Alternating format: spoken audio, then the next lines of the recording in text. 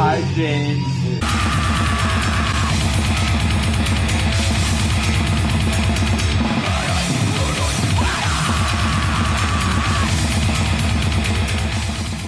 Ladies and gentlemen, we are the Friendly Men, and have a wonderful panel with me right now. I am James. I am the host, and I have two friends with me. I have my friend Ruben. Ruben, say hello. Hello. Nice to be invited. I am thrilled to join in on this conversation and learn even more so than I did from the book. Yeah, great. And then also I have co-hosting with me, I have my friend Ant from Ant Reviews Things. Ant Reviews Hola. Things. And Ant, who is our guest of honor in this episode today? Well, it's certainly not Ruben. It is our good friend Steve Stoliar, who wrote this awesome book called Raised Eyebrows. And it's a page turner. I had to keep turning the pages, otherwise I'd not get past the introduction. Page. You just the same page over and over again. Oh, it's like Groundhog's Day. But not only is Steve wrote this book, which is going to be turned into a film or is being made into a film. He's done many of other awesome stuff that we're going to talk about. With that being said, let's get into it. Welcome, Steve. Welcome, boys. Let's do it. We're going to talk about TV shows, specifically TV shows that you have been a part of. Well, that won't take long. All right, it shouldn't. Doing my research, you have worked for Murder, She Wrote, Simon & Simon, the new KRP in Cincinnati. And you wrote for one of my favorite TV shows growing up of all time, Sliders, on Fox. That's such a great show. I wrote 3 episodes, actually. For which seasons? You know, I don't know it well enough. Okay. But it's one of those things where the fans know much more than I do, because to me, it wasn't just a gig, but it wasn't like this dream come true where I knew everything about it, like when I got the Groucho job. But the thing about Sliders was, depending on which network and which executives, the tone and content shifted from season to season.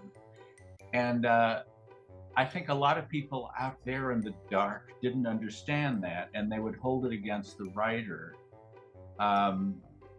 Whereas, I mean, I wasn't on the staff, so as a freelancer, you go in and you pitch stories, and if there's something that they like, they have you develop it into a more detailed outline, and then the script. The honchos say they want stuff with more humor, or this season they want them to emulate a feature science fiction film or something. You know, there's always a danger in Googling yourself, because you never know when you're going to just step on a landmine and lose your left foot. I remember some years back Googling my name and running across, you know, John Rhys Davis. Is that yeah, Professor Arturo. Yes, on Sliders. So I see my name and I see his name and I think, oh, this ought to be interesting. The interviewer said, what would you like to do next? And he said, I would like to murder Steve Stoliar. He wrote this week's episode. And whatever his complaints were things that the producers specifically told me to incorporate into the script, and then even rewrote after I turned it in. So much of what was in the script he had wasn't even my handiwork. But that's when they spell my name right, is when John Rhys Davis says, I'd like to murder Steve Stoliar. So you never know how these things will go back when you're working on them. But you know, it was, I knew one of the producers, Bill Dial, very well. I used to work for him as his secretary, and then I was hired by Dick Cavett to move to New York, and then Bill Dial hired me to come back to LA and write for some. So that's where I did Simon & Simon and the short-lived codename Foxfire. And Bill was a great guy. When my first cat, Patches, died, she made it to 17, And so I had had her from when I was 8 till I was 25, which is a huge swath of your formative year. Sure. And when the day I had to take her to the vet, I called in to the office to tell Bill I wasn't going to be in today because I just had to have Patches put to sleep. And he said, "Get your toothbrush and a pair of underpants. I'm coming by. You're spending the night at my house. You shouldn't be alone." Wow. And he was just this great guy from Atlanta. He said he was in the advertising business in Atlanta, and when he moved out here to work on the original KRP and also the Tony Randall show where he played a judge, one of his friends said, "See if you can find out how come TV's as bad as it is." And after he was out here a while, he called his friend and said, "You should have asked me how come it's as good as it is." Because there are so many elements trying to, it's like this assembly line where instead of polishing and perfecting, they're all hitting it with mallets and sledgehammers and saying, "Now drive it off the lot." So anyway, but I digress. You mentioned writing for Dick Cavett. How was that, seeing as in the book you talk about Groucho gave you a book and it's like, hey, you might like this. And you originally were like, hey, well, I got nothing in common with this guy. And then you go and work for him. I thought it would be fun in my position of great power to do something that would fulfill a fantasy that I had when I was a kid. I used to wonder, how could I meet the comedy writers who were successful and that kind of thing. The gentleman I write, Steve Stoliar, had a kind of boy's dream come true. He was involved in getting a Marx Brothers film out of the mothballs, met Groucho, came to his attention. Groucho found that Steve knew his Thurber and Perlman and Benchley and so on, and eventually Steve worked for him as an archivist and amanuensis, and got to sit there while S.J. Perlman came to the house and that kind of thing. And as a young writer who has had, how many scripts sold so far? 3. 3. In how many years? Since January. Yeah. Very good. Now, is there anything you want to know, having seen the show so far, would you rather? The only thing I want to know is what in the world I'm doing on this show with these gentlemen here. Well... And now he's one of my longest, oldest friends. Not one of my longest, he's still short, but anyway. Yeah, I'm happy to talk about Dick, because again, he's a great guy. He is in person as he appeared on his show. So if people find him annoying because he name drops or interjects clever comments or something, then they wouldn't like that in real life. But I found him delightful on and off screen. Yes, what happened was, and of course we're skipping around with the Groucho thing, but in '74, there was a book called Cavett that was basically a running conversation between Cavett and his old Yale roommate, Chris Porterfield, who also went on to produce Cavett's PBS show and was one of the senior editors at Time magazine. Brilliant and down-to-earth guy, very nice guy. And the dust jacket blurbs on Cavett were from Groucho Marx and Woody Allen. And Groucho had gotten a couple of free advance copies. And I was working in his house after I got the job, and he came shuffling down the hall with a copy of one of the Cavett books, and he said, "Read this, you'll enjoy it." And at the time I thought, well, I'm not a fan per se. I don't like stay up late just to watch the Cavett show, although I enjoyed it and sort of thought of him as the thinking man's Carson. But I thought I better read this because Groucho's going to say, "Well, what did you think of the book I lent you?" I didn't even open it. So I read it, and from the first page, I just related to this guy. And I thought, if we ever met, we would hit it off. But he's this Yale, New York snob, and I'm this kid from St. Louis that lives in LA, and I can't imagine the circumstances. But we both were obsessed with the classic comedians of the 30s. We both lost our mothers early on. We both were nervous around girls.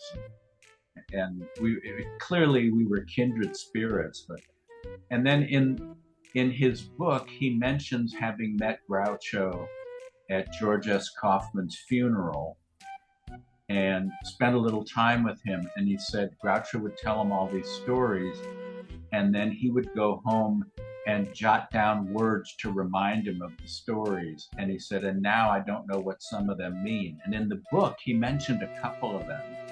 And I thought, I think I know what those stories were. So I wrote a letter and I said, I work for Groucho, and he gave me your book, which I really liked. And I got this letter back that said, Dear Steve, you were uncannily on the nose with your two guesses. Write again and I'll answer again and better, because I have to leave for London. Yours, Dick. And thus began a correspondence. And he loved the fact that I was a pipeline into what was going on at Groucho's house, because towards the end, there was sort of this melodrama going on between Erin Fleming, the youngish actress who had started out as Groucho's secretary, but ended up becoming his manager and really controlled the household. And he grew more reliant on her as he got older and hazier. And she was very volatile, ran hot and cold, later diagnosed as paranoid schizophrenic. So she was very difficult. And there was a fight over conservatorship of Groucho between Erin and Groucho's son, Arthur Marx. So, and Cavett had written me saying, please keep me filled in on what's going on. You may speak freely, meaning it wasn't going to get back to Erin if I was bad-mouthing her or something. So when Groucho died, I thought, well, I guess that's it for my Dick Cavett connection, because the pipeline into Groucho's is closed. And instead, he called me from New York that weekend and said, listen, just because Groucho's gone, I hope we're not going to lose touch. And by the way, I hope you don't mind, but I've shown some of your letters to Woody, who says they're very well written. So I emptied the urine out of my shoes, and we've been friends ever since. And I would send him little amusing short stories I would write. And then one day when I was, again, working for Bill Dial at Universal as production secretary, there was this call from New York that this producer, Sue Solomon, I'd never heard of her, was producing a show at HBO with Dick Cavett, and they needed a non-union writer to write the introductions and research and all this. And he mentioned me. And so I made this quantum leap from a secretary in LA, touching down at JFK as this writer from California, and worked at HBO for a couple of years. And that was a remarkable experience. And I loved New York. And I did get to meet Woody, and that led to a friendship and correspondence and a lot of other stuff. But the thing about the Cavett book that you mentioned about 4 hours ago, that book, as I say, was by Cavett, and it had dust jacket blurbs by Groucho and Woody Allen. Cavett's second book, Eye on Cavett, had a chapter on Groucho, and in it he mentioned me. So it was weird to go from that tenuous connection at Groucho's house to being in the next one. And then when I wrote Raised Eyebrows, Cavett wrote the introduction for that, and he and Woody Allen provided dust jacket blurbs. So here was a book about Groucho with dust jacket blurbs by Cavett and Woody. So it's like whatever meta is like this strange full circle of this chance. Read this, I think you'll enjoy it. Turning into, one of my best friends and a guy who gave me my big break and connected me to Woody and did the intro to my book, which is pretty gratified. I have a Dick Cavett question that I would like to ask you. I remember a few years ago on your Facebook, you posted a picture of you on the set of Nightmare on Elm Street 3 with Dick Cavett and Zsa Zsa Gabor. Whenever Cavett would be in LA, after I moved back here in '85 to work with Bill Dial on other freelance jobs, Cavett and I stayed friends. And when he would, now someone has just left the room.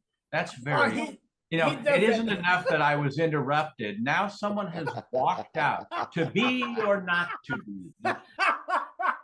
Now, wait a minute. He does that quite a bit. Didn't you pee before we started?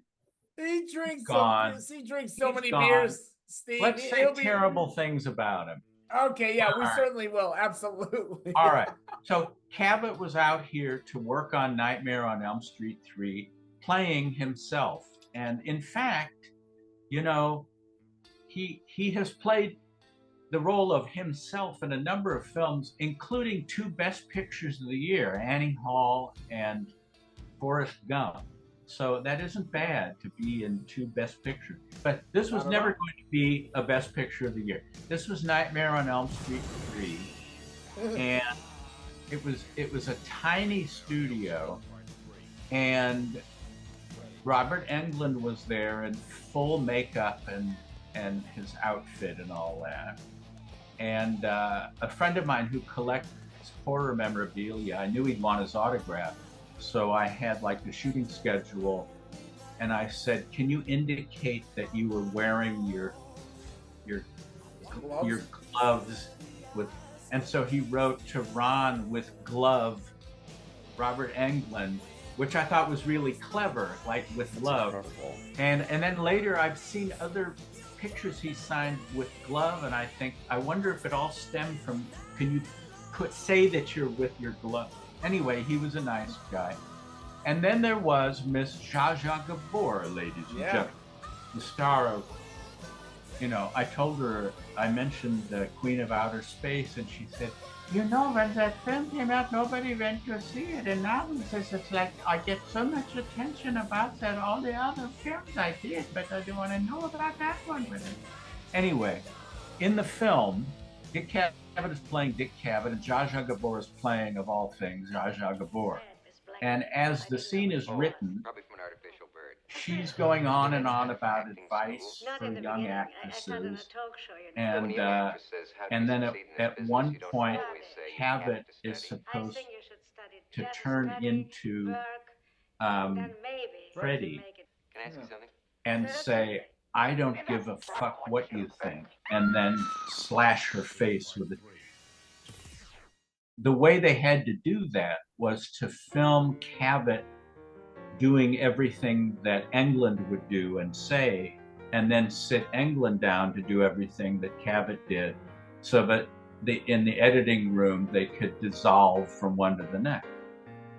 So I'm watching take after take of Zsa Zsa saying, "And the young actresses, they want to know what advice I have for young actresses. And you know what I tell them, Dick?" And then I get to see Dick Cavett say, "I don't give a fuck what you think. I don't give a fuck what you think." And then as we were walking back to the dressing room, he said, "You have no idea how cathartic that was. I never did have Miss Gabor on my show." So, that was great. Oh, right, I got my awesome. Nightmare on Elm Street. All right, so back to Ant now. Ant, okay, all right, so here we go. Really offended that you're back. And, yeah, I'm back. So I had to check out my dog. My dog was doing no, things. You came back smoking a cigarette. You're second so far. Maybe who's keeping count? All right, go ahead, Ant. Go ahead. All right, so now this is going to be us. Just before we get into the book and the movie, we're just going to just talk about the Marx Brothers and what they mean to us. Okay? I'm going to ask you some questions. I'm going to try and guess your answers. First, who is your favorite Marx brother? Who's your favorite Marx brother? Groucho. Okay. Did I get it right? All right, I'm a I got Harpo that guy, one. Yes, though. I like Harpo. I'm a Harpo guy. Yeah, Harpo's All my right. favorite. I don't fault you for that. What's your favorite movie? Animal Crackers. Duck soup. Duck Soup's my favorite. Ah! Yes. Okay, I guess that's all I got. Your time is up. Thank Okay. you, Gal. But no, Marx. Sure. In terms of Marx Brothers movies, though, how many times do you think you've seen Duck Soup? How many times have you watched it in your life? I don't know. It's not some obsessive number.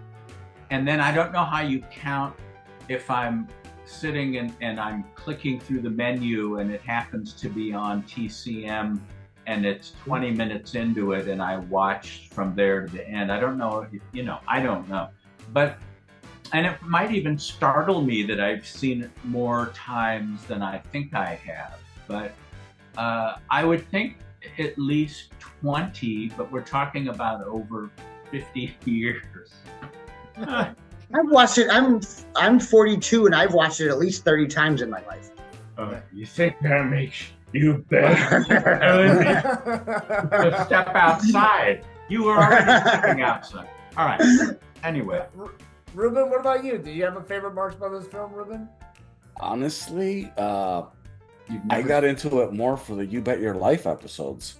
Like you said, you're just randomly flipping channels and it's like, oh, okay, let's see what this is. And just the interaction he would have with the couples was incredible. No, sir. In fact, I was voted the guy least likely to succeed in school. Well, I hope you haven't disappointed them, huh? I suppose you fooled them and made $1 million, huh? No, in fact, I haven't made a dime in 8 months. Well, you're an inspiration to the youth of America. And then when I'm reading in the book and he's talking about that they always had like a backup couple in case the first one, the chemistry wasn't right. Like it makes me like go back and think like, oh, wow. Well, it wasn't a backup couple. They would have, Groucho wore the same jacket on all the shows. And the reason for that was if the first couple was great and the second couple was also great, they could cut it and take one of the great couples and stick it on one of the shows where the first couple was only okay. And that way they would guarantee that at least one couple per show led to a lot of laughter with Groucho. And no one would say, wait a minute, he was wearing suspenders and a t-shirt and now he's in a tuxedo, because it was always the same bow tie, right? And the same jacket. So that way they would guarantee that there was entertainment in every episode. I was watching Duck Soup with my dad, and he told me in '74 he had to drive to Chicago to see Animal Crackers because he said it was really hard to find in those days. So him and my aunt drove down to the city and they watched it on the big screen in '74. He said he could not stop laughing. Say, you're lucky they didn't come yesterday. We were busy yesterday, but we charge just the same. This is better than exploring. What do you fellas get an hour? Oh, for playing, we get $10 an hour. I see. What do you get for not playing? $12 an hour. Well, clip me off a piece of that. Now, for rehearsing, we make special rate. That's $15 an hour. That's for rehearsing? That's for rehearsing. And what do you get for not rehearsing? You couldn't afford it. Well, he's welcome. It's very gratifying, if I'm on like a Marx Brothers Facebook group or something, and someone will say, I just watched Animal Crackers last night. It might be my favorite. And then I'll leave a comment like, you're welcome. And then they'll say, what? And then I blow my own horn. Not on Harpo. And that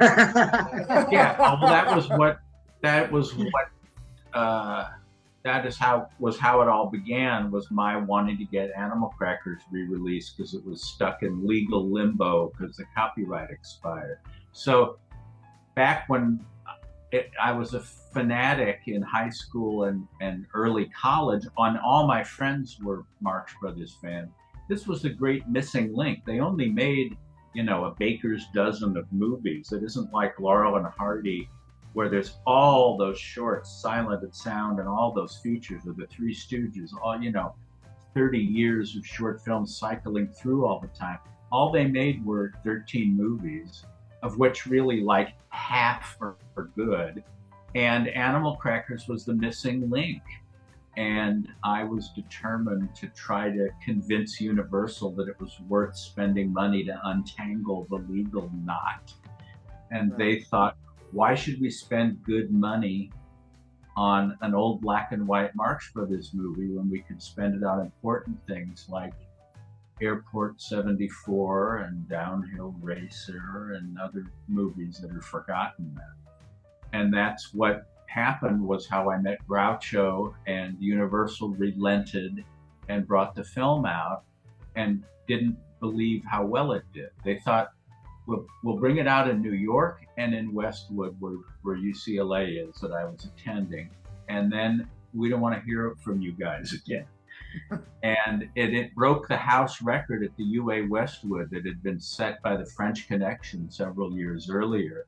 And it was so wonderful to go past the theater, you know, in the evenings on weekends and see this long line of kids in t-shirts and jeans and tennis shoes waiting to plunk down their money to see this old black and white Marx Brothers movie that Universal thought it's just not worth, you know, they didn't get it. You know, this is before the age of director's cuts and bonus features and restored footage and people having an archival sense. It was just an old movie, and they didn't realize what they had, but I did.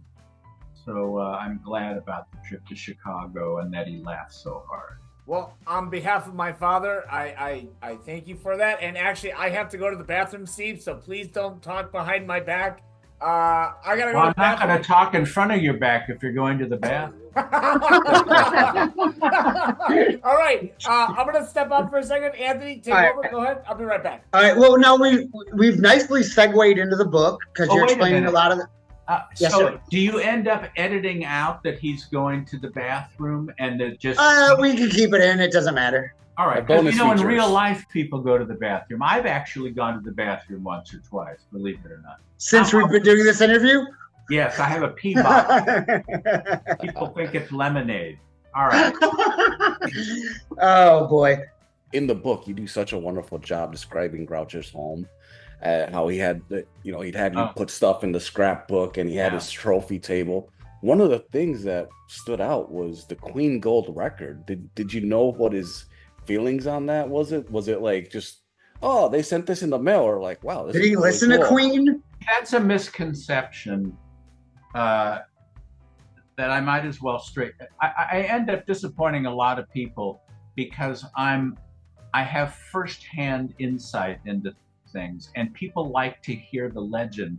And then when you say, actually, that never happened, it was a fabrication, but so they like to think that Groucho loved rock and roll and hung out with Alice Cooper and Elton John and Queen because he was a big fan of their music and they were buds and all. And it really is more sort of mutual photo op. It was like it lent legitimacy to these young upcoming stars to be seen with a legend, and it made Groucho seem like a hep cat in touch with these kids today. To be so, most of it was arranged through Groucho's PR guy, Tom Wilhite, or Erin Fleming, the woman, the younger woman in Groucho's life, and she would arrange to have people come over, and then that. So yeah, they gave him a gold. Queen gave him a gold album of A Night at the Opera for obvious reasons, which was hung on the wall of the den. But he loathed rock,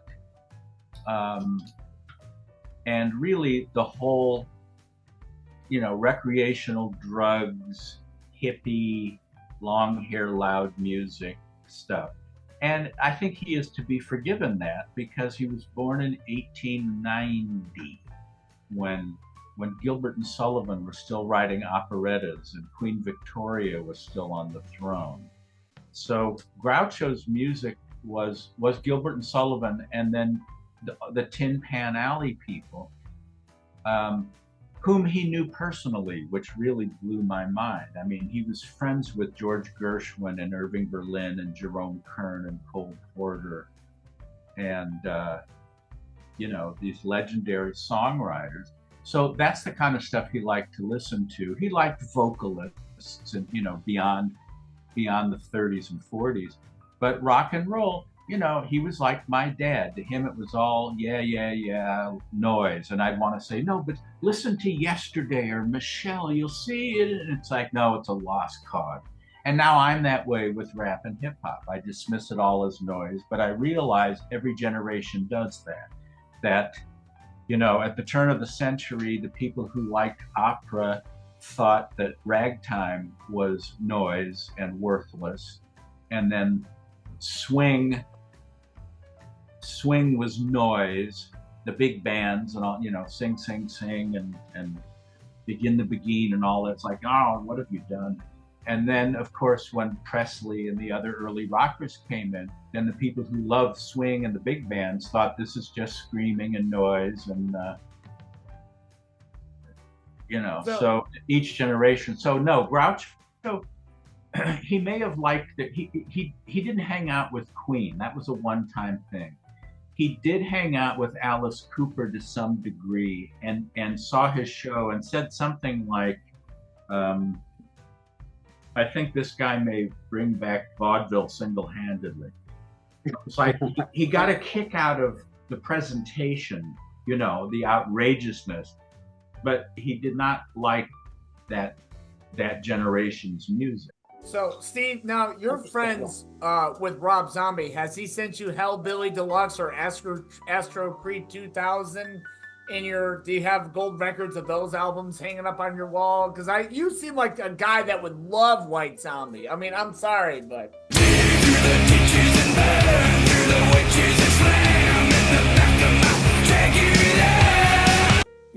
I didn't know that I would, but I did. I mean, he would when he would have a concert, he would say, I know a guy if you want to come. So I would go with a friend. And it was great fun, even though it was loud and it was heavy metal, which, I'm basically a child of the 60s. So I love the British Invasion and Elton John and Beatles and Stones and Love and Spoonful and Buffalo Springfield. You know that Rob isn't connected with the film version of the book anymore. Yeah, right. Yeah, we'll get more of that. Yeah. But and I got along with Rob great. It was a very strange union because, of course, he's tattooed from head to toe with long stringy hair and beard and screams and does horror movies. And I'm into the Algonquin Round Table and Robert Benchley and James Thurber and Gershwin. But we both thought the book deserved to be made into a film, which is how he and I got in touch. Because someone, one of my Facebook friends said, did you see the latest issue of, and I don't remember the name of it, magazine? I said, what is that? And he said, it's a British heavy metal magazine. And I said, oh, I have a lifetime subscription. And he said, well, the reason I bring it up is because Rob Zombie's interviewed in it. And in it, the guy says, like, what's your favorite this? What's your favorite movie? And what's your favorite book? And Rob answered, Raised Eyebrows, My Years Inside Groucho's House by this kid, Steve Stoliar, that got to work for Groucho towards the end. And there was this crazy one. And it was so weird to read that from this guy. My late wife had told me that she was stayed up real late and was watching a weird horror movie, and she said all the people in it were named at Captain Spaulding and the Fireflies and all this. Rufus, Otis. So I was aware of him, although I hadn't seen any of those films. And of course I was thinking, well, but does this matchup really work? But it was a very smooth collaboration, and I ended up being very defensive of him when people would try to pigeonhole him as just a horror guy. And I even wrote an op-ed for Hollywood Reporter pointing out all of the mainstream directors that started out in horror, like all the guys from Corman and Coppola and James Cameron, and ended up mentioning Robert Wise, who started out with Curse of the Cat People and ended up with West Side Story and Sound of Music, begging people not to dismiss someone based on all that they've done. You know, I run into that as a writer. It's like, well, you've written 30-minute and 60-minute, but ours is 45 minutes, so we have no way of knowing if you can handle it. Anyway, as it turned out, we weren't able to move forward on it. I think mostly because of the stigma attached, that people were afraid of trusting money and big stars for Rob to helm a movie like that. But he really was very respectful of the script that I wrote, and his changes were not massive. Now it is in the hands of a man named Oren Moverman, who is an Oscar-nominated screenwriter and director, and I was lucky all over again. There's been no ego thing. I thought, well, here is where I get pushed out, and some big shot is going to turn it into something that doesn't look at all like what I wrote, which was my experience in network television, freelancing. And instead, Oren has been respectful, and script changes, he runs past me before sending them to anyone, and we discuss all sorts of things, and it's like he wants to wait to see if I approve of this. And it's very rare for a writer to get that kind of respect from a director, because usually they're just, you know, you have served your purpose, we'll let you know, you and a guest can attend the opening buzz-off. And instead, I've been very much involved. So yeah, Jeffrey Rush is going to play the elderly Groucho, and he has been immersing himself in every kind of book, article, video, film, radio, just in order to really inhabit the older Groucho character. And Sienna Miller is going to be playing Aaron Fleming. And okay, I'm sorry. If we're going to the movie, I have questions. I have questions, but I'm sorry, I'm going to interrupt. Go smoke. I'm right. Maybe simultaneously if you can multitask. Please continue, Steve. I apologize. And the hang up right now is the challenge of getting adequate funding for a small independent film, which is what it is. I mean, between COVID and the strikes and the fact that there's a focus now on big movies to bring people back to theaters, it becomes even harder to try to find adequate funding to get it going. But everyone who has been attached to it is still attached to it. And there are people working tirelessly to try to find places that say, that sounds worthwhile, we'll give you so-and-so percent of what you need. But it's all been broken down, the budget and the shooting schedule, and everything except this minor technicality of the money. But that is, it's exciting, and it's very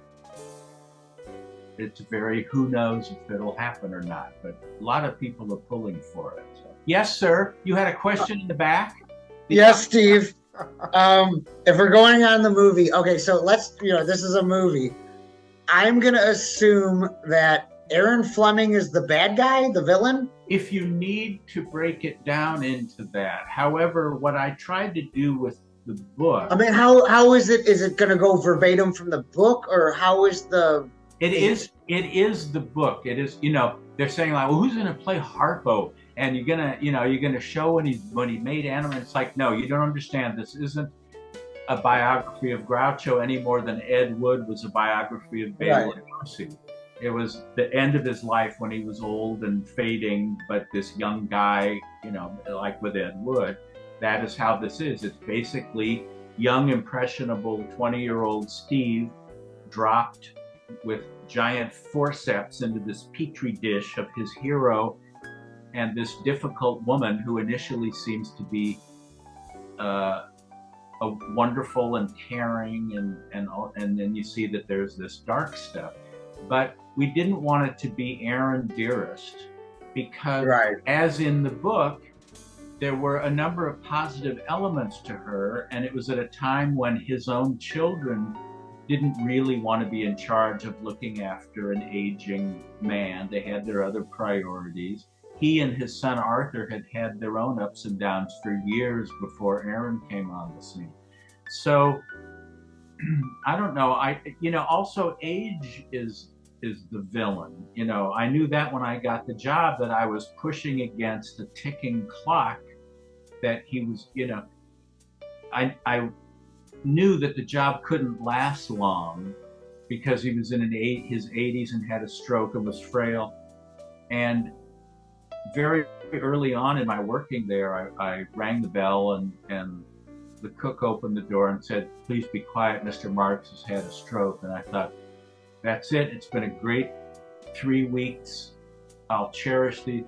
And he sprang back from that, and I ended up working there for another 2.5 years, but I didn't know it at the time. So, as with the book, you aren't really dealing with heroes and villains, my favorite Beach Boys song, because the color of truth is gray. Heroes have flaws and villains have positive attributes. So she's sort of the villain, but it isn't that sharply, it isn't that black and white. Steve, according to my notes, it says that in the movie, Ashton Kutcher is playing you. When Woody Allen was filming Cafe Society out here, he said, "Feel free to drop by and learn how not to make a film." So I got to hang out on the set a while, and the first thing he said, "Well, what's happening with your movie? Is there any movement on them?" And we were talking, this was before Oren and before Jeffrey Rush and all that, and we were playing potential casting. It's kind of fun. You sit back like a god and say, he would be good, she would be good. And he was talking about Dustin Hoffman for Groucho, and I said, I don't know, I feel like we'd always be thinking we were watching Dustin Hoffman. And he said, I believed him in Lenny. Then I'm blanking on his name now. Oh God, who was the younger guy in the first Pirates of the Caribbean movie? Orlando Bloom? Orlando Bloom. We got, and he said, "And you, nobody knows what you look like. You could get Orlando Bloom to play you." So when you say Ashton Kutcher, you're in interesting company in terms of, it is Charlie Plummer, who has worked with Oren before, although Oren said it's possible he may be aging out of the right age group. So tentatively, it's Charlie Plummer, but it may not be depending on when we do it. And Jeffrey Rush says the longer this takes, the less old age makeup I'm going to need. Is there a time frame that because you guys are still doing No, I've learned not to count on that because everything gets pushed. And I know we don't need the full budget amount to get going, but we need something tangible in order to actually go through pre-production and wardrobe and all that stuff and start shooting. So no, I've given up saying probably because it keeps time elapses. But as I say, no one, Oren said this is a big priority. He's committed to making this happen.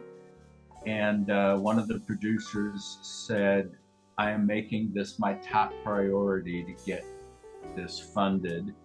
And Jeffrey, bless his heart, is he just can't wait to sink his teeth into this. And so I just sort of ride the wind currents because I don't have control over that, and so I can't tell you when or if. But many people are rooting for it in the biz, and so we'll just have to see. Now, are you going over, because you did some great impersonations of Groucho earlier in this interview, are you doing your impersonations to Jeffrey a lot? And is he trying to mimic your sound? Because you spent a lot of time he actually had a coach that that does that professionally, and we haven't gotten into the there he goes again. Either addicted to nicotine or has a prostate problem. You go with the second one. It's definitely the prostate. He's the oldest. He blames it on his dog. I happen to know he doesn't have a dog, so that I haven't heard any barking. I haven't seen him go. Oh,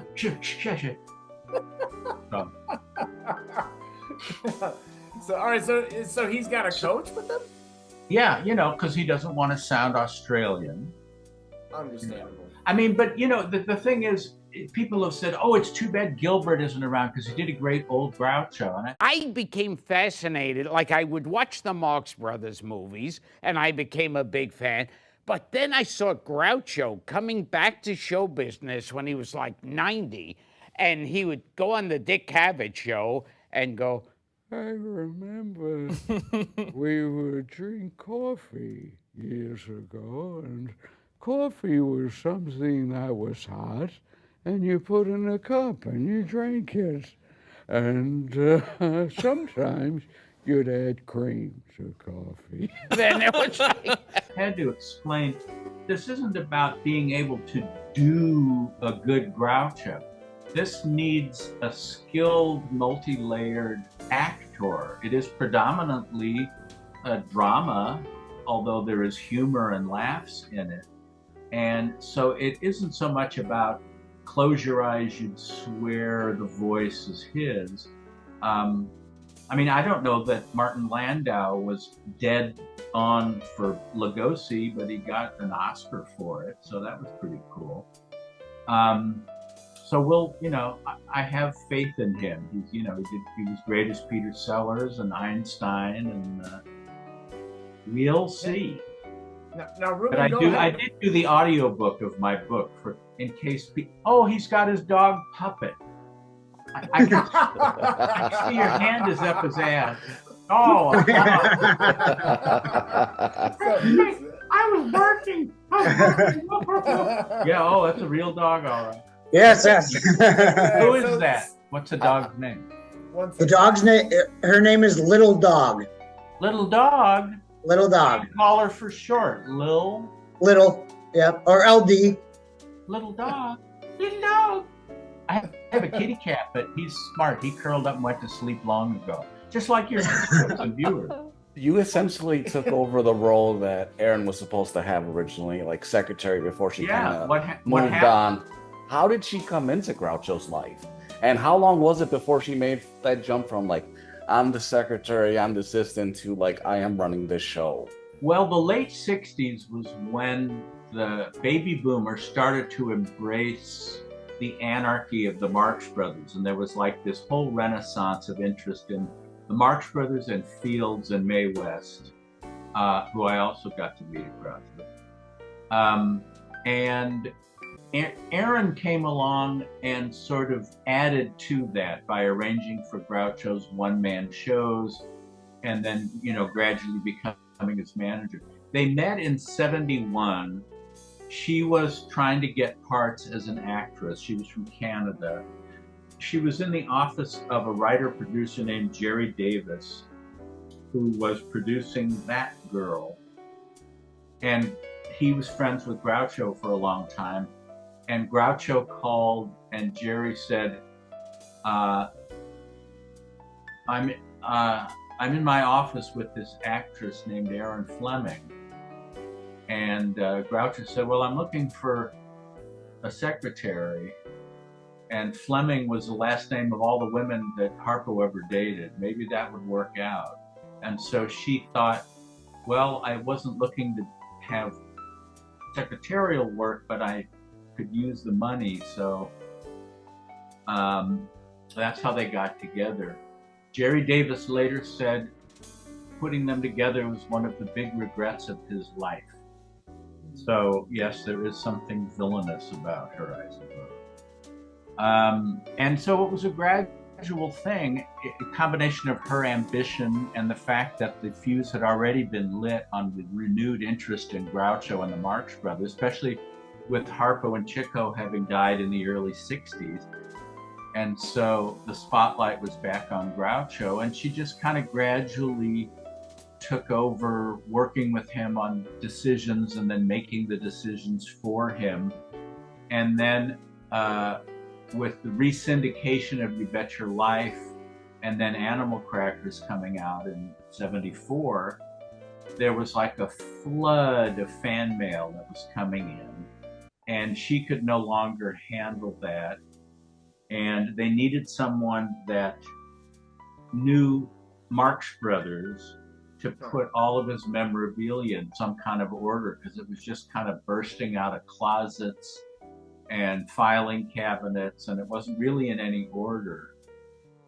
So it was this delicious job of wading ankle deep in photos, letters, clippings, scrapbooks, and being paid money to bring order to the chaos, and also handle fan mail and autograph requests. And I was always welcome at the lunch table. It wasn't like the help will eat in the kitchen. So no matter who was coming over, or if no one was coming over, I got to have lunch with Groucho and ask him all the questions that I'd had pent up for all those years. And as I say, he was a man from 1890. I mean, I've always had a fascination with history. I was a history major for a couple of years at UCLA before I shifted to motion picture television. And I've had a lifelong fascination with artifacts and Roman coins and fossils and stuff. So I always see historical perspective, and this was this long ago is the same amount of time as that. So I was fascinated that not only was I sitting with Groucho Marx himself, the guy with the grease paint mustache in Duck Soup and on You Bet Your Life, a natural mustache, but he was someone who personally knew W.C. Fields and George Gershwin and Irving Thalberg and Dorothy Parker, these mythic figures. And then he was a man from 1890 whose firsthand memories were from before the Wright brothers to after Armstrong walking on the moon. I mean, and he watched all that unfold. He told me about the night that the Marx Brothers were appearing in their first stage hit, I'll Say She Is. And they were it was on tour after it left Broadway. And one night they were playing in a theater that had an aluminum roof, and it was raining. And he said that was the day that President Harding died in 1923. And he said everybody was so upset about the president dying, they weren't in the mood to laugh. And all we could hear the whole night was the sound of the raindrops hitting the aluminum roof. And it's like he painted this visual, verbal picture of one night in 1923. So, yes, he was living history, and it just blew my mind to be able to say, you know, so what was W.C. Fields like? And instead of saying, well, I read that he'd say, well, I remember one time I was over at his house. Plus, of course, it's a Marx, and I got to know Zeppo and Gummo, the extant straight men. Yeah. Oh, So the parts it, about Zeppo were hilarious too. Oh, we dated the same woman. He got further though. Steve, I don't want to step on your toes, but Linda would go out with me. Yeah. Zeppo and I dated the same girl. She was 19, I was 20, and he was 74. But I have that distinction. He was quite the ladies' man. He picked up where Chico left off. He had recently lost his wife to Frank Sinatra. She was Barbara Marx, and then Barbara Sinatra, Lady Blue Eyes, for the last years of Sinatra's life. And he was on the prowl, as he had been throughout most of his life, with little care given to whether he was married or not. Now, is it safe to say that Indiana Jones is based on you, Steve?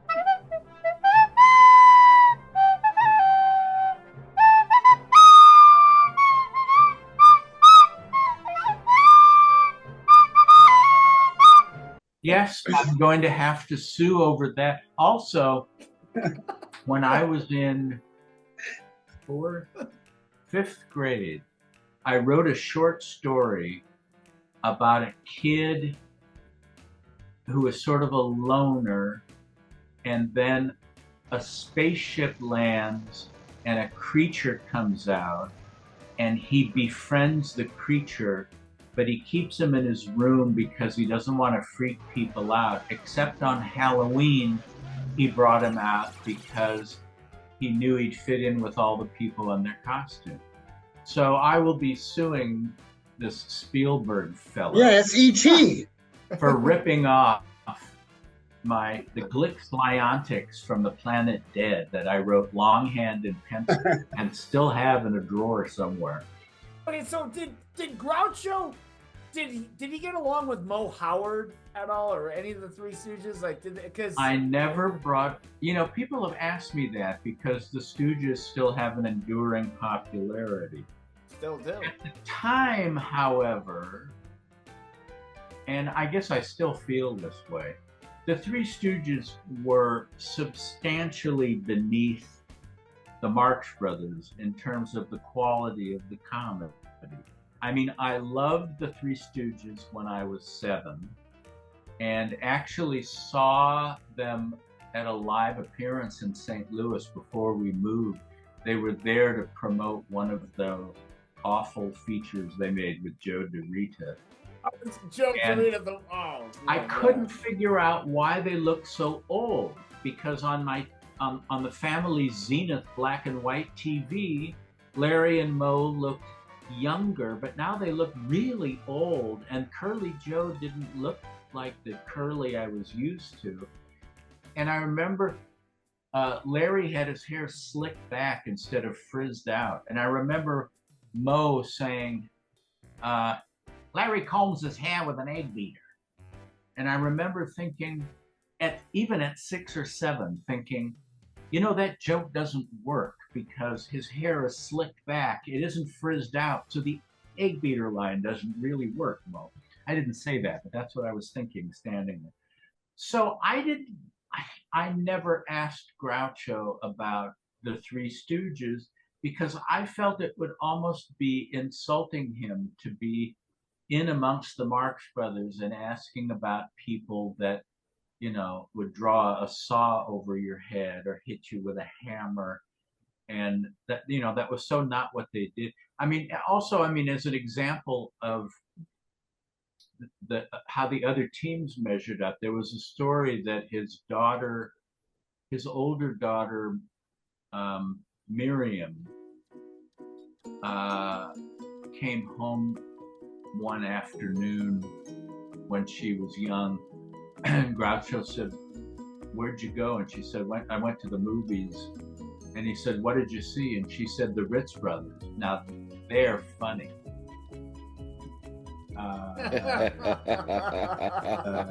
Apparently, of the 3 children, she inherited the sharp wit. She had a lot of personal problems, substance abuse, and she had a real rough road in her life. But from what I hear from other friends and family members, of the 3, she inherited Groucho's wit and brilliance, even though she had a troubled life. So yeah, and that was just a sample of it, was the Ritz Brothers. Now they're funny. So I didn't ask him, but I do know that the Stooges weren't part of Groucho's circle, like they weren't at the Hillcrest. Groucho hung out with George Burns and Jack Benny and Milton Berle and Harry Ritz and those guys, but I never hear about the Stooges being part of that social scene. So they didn't. And also Groucho tended to prefer the company of writers because they were stimulating, and he tended to think of actors as sort of vacuous and, for the most part, helpless without writers to put words in their mouth. So even when he was a big star at MGM, he would much rather sit at the writers' table and talk about politics and popular culture and film and gossip and that sort of thing. It didn't mean anything. that he wasn't going and sitting with Clark Gable and Spencer Tracy and Robert Taylor. That wasn't nearly as interesting to him as sitting with these interesting, bright, and clever, and able to talk about a variety of things besides themselves. So he liked writers and envied them. Well, it makes sense because, I mean, all those people you just mentioned probably looked up to, Groucho, because he was one of the pioneers of, back from vaudeville to... It was a very literate or literary style of humor, which is how you end up with heavyweights like George S. Kaufman and S.J. Perelman writing for him. So yeah, and of course, unlike other actors, Groucho was fully capable of being brilliant in an ad-lib circumstance, not just with prepared material.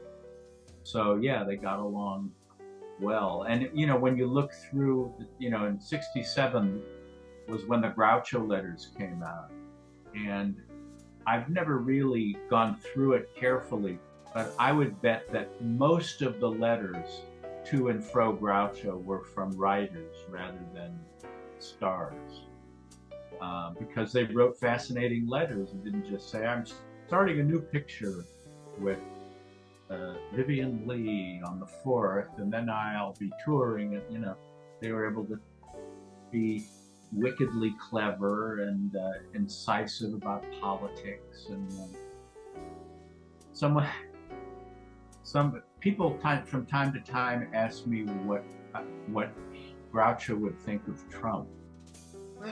And I say, well, I have a sneaking suspicion, because in 1971, he gave an interview for a sort of underground magazine in which he said the only hope for this country is Nixon's assassination.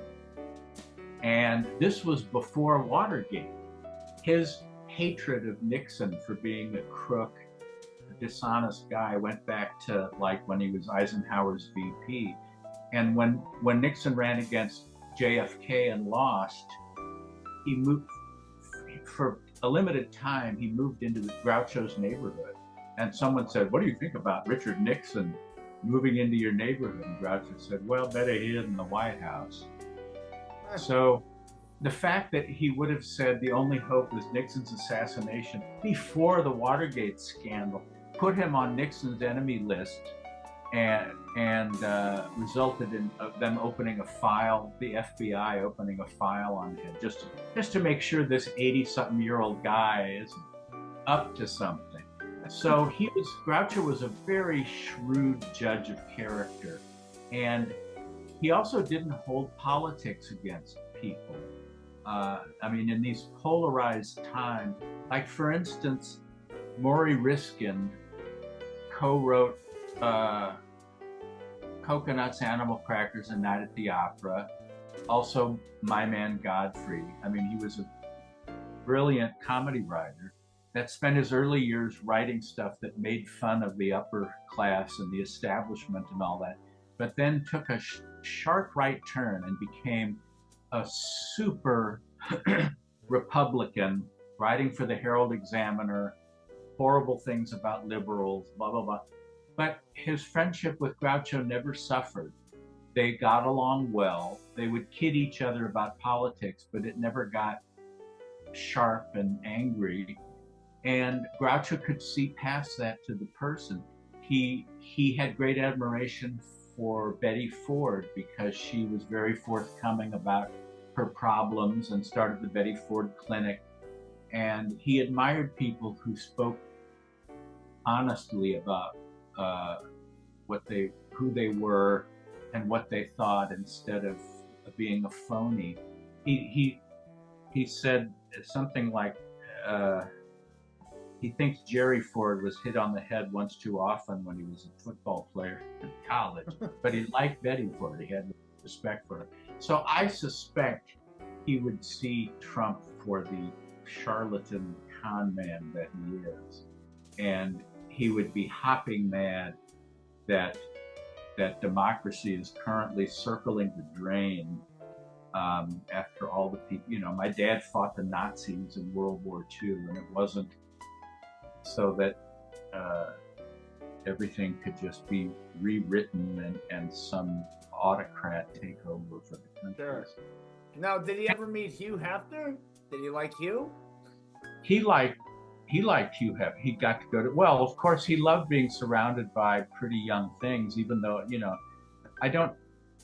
I've never talked to anyone with an informed opinion that ever thought there was anything physical with Groucho and Aaron. People say, "Oh, well, that sexy chick, you'd got to know that he was nailing her." And I don't think so, but he was very fond of her, and it was flattering that she devoted so much attention. And the nurses tended to be young and attractive, and the cook was young and attractive, and he liked that. Why not? So yeah, he liked going to the Playboy Mansion. He didn't go often, but I never went with him, unfortunately, never got to see the inside of that place. But, I went with him to other things, and and I never took any of it for granted. I never felt like, well, guess I'll schlep on back to Groucho Marx's house and answer fan mail. And when the tour buses would come by, it's like I never lost sight of what it was like to be on the outside looking in, to think there's people on the bus that are straining to see if Groucho is home. And sometimes I would wave from the kitchen window and at least leave them with the memory of, it might have been Groucho waving at me, I don't know, but it was his house and somebody was waving. So I never took any of it for granted, because I was a fanatic that never wanted to do more than just shake his hand and thank him for the laughs, and I knew that would never happen because he was old and frail. And yet, through an extraordinary set of circumstances, I was with him the last 3 years of his life, and it changed mine. Wow. Now, why didn't you dress up as Groucho on Halloween and paint the mustache and just wave at the people by on the tour buses? Did you ever think about that? No. But when we were talking to the press at UCLA to promote the Animal Crackers campaign, one of the reporters said, "What do you think about how the younger generation is so interested in the Marx Brothers?" And Groucho said, "Well, of course I'm flattered. Last Halloween, 3 kids came to the door. One of them dressed as Apo, another is Chico, and another is Groucho." And I said, "What did you give them?" And he said, "I sent for the police." Perhaps we will let Groucho have the last word there. Grand chatting with you guys, and I hope people find my ramblings of interest. Thank you so much, Steve, for joining us on the Friendly Men. We'd love to have you back on. If you could talk to Dick Cavett for us, that'd be great. Steve, this has been a pleasure and an honor, and I'll leave you with 2 words. Hail Fredonia. Dun, dun, dun, dun. Hail Fredonia. Yeah. I just want to say thank you for your time. Thank you for your stories. And like Anthony said, the book was incredible. At every page, just keep going. The book is on Amazon in Kindle and audiobook. And if anyone would like to get a signed or personalized copy of the book, they can order it from my website, which is Steve Stoliar, STOLIAR.com. There's my shameless plug. Oh yeah, keep plugging. You got anything else? Keep plugging, yeah. Keep going. No, that's it, man. Okay. All right. Thanks. It was fun.